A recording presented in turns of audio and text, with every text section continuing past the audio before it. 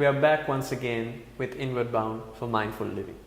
Mr. Suryarachi, I think for the past few episodes, we've been talking quite in depth, at least to me, quite in depth regarding mindfulness, being aware.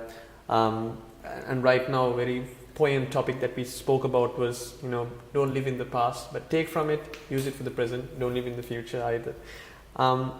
I think it's a good opportunity, a good moment to actually track back and sort of, just like we look at ourselves as an out-of-body experience for mindfulness, let's look at the sessions that we've conducted and mindfulness as a whole as well. And to point that out, you very correctly mentioned that the mind, just like any other part of our body, is in itself a muscle. It's something that we need to work out.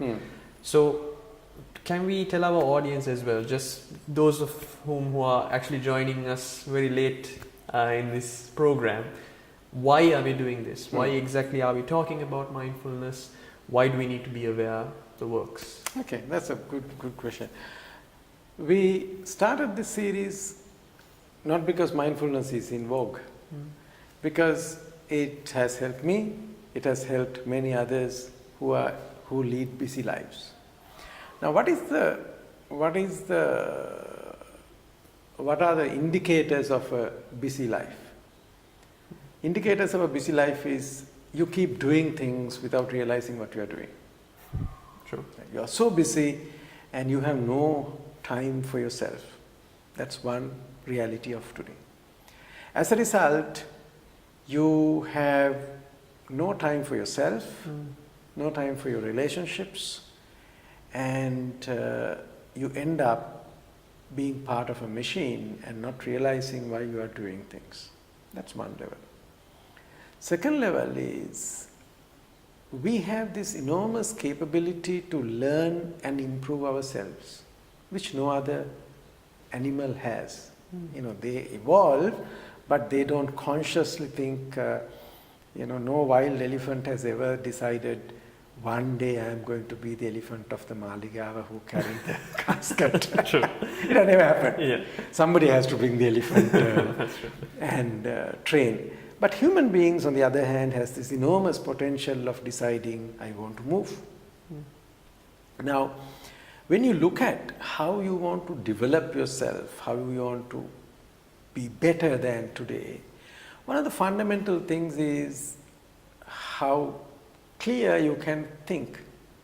Because unless you are in weightlifting or some physical work, it is predominantly mind that is at work. Correct. Now, you go to the gym to work on your muscles and body and strength.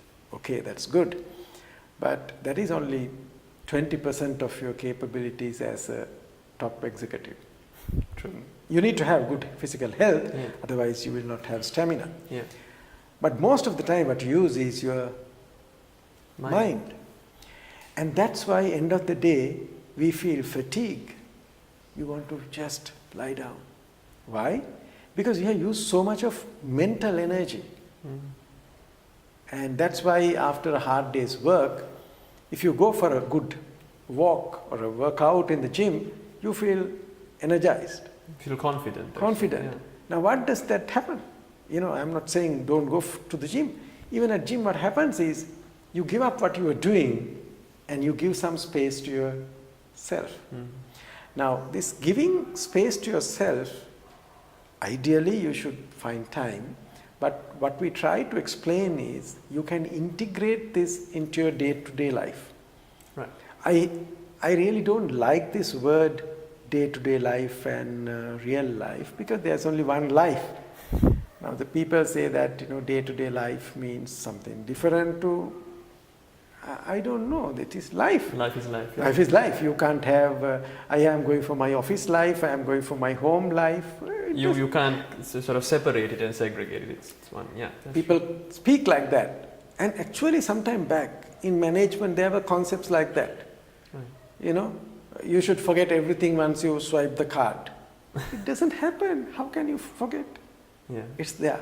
So when you take all these things, you need to develop a skill which can bring all your energies to whatever you're doing. Now, mindfulness helps you do that.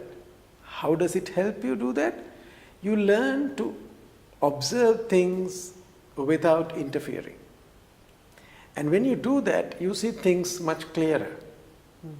When you get in, for example, who are the best critics of a game? Not the players, the commentators. Yeah. Why? They can see the whole ground. They see the big picture. They see the big picture. Now, you are involved. Right? When you, for example, in training, we do role plays. Yeah. Now, when you do the role play and when you give feedback, the people who play roles, they defend. I did that because of this. Yeah. But if you film it and show them, then you don't need any criticism. Yeah. They realize how good or how bad.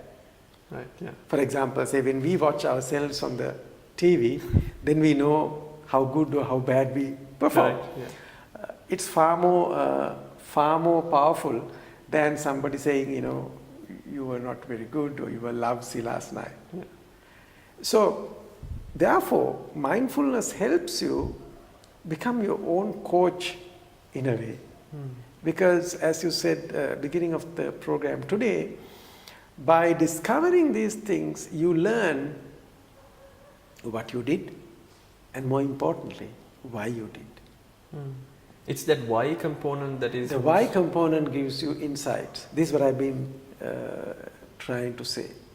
These insights come because you have looked at things without putting your self-interest, so to say.